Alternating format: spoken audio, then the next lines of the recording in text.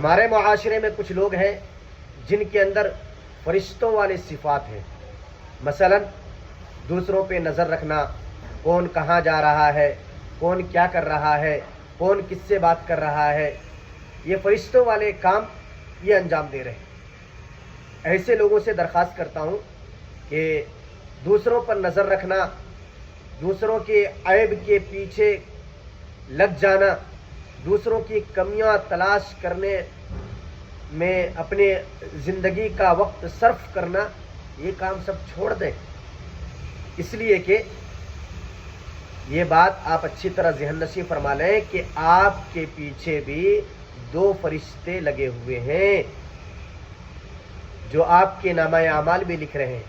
لہذا دوسروں کے پیچھے پڑنے کے بجائے، دوسروں کی کمیاں تلاش کرنے کے بجائے اپنی کمی تلاش کریں اور اسے سدھارنے کی کوشش کریں۔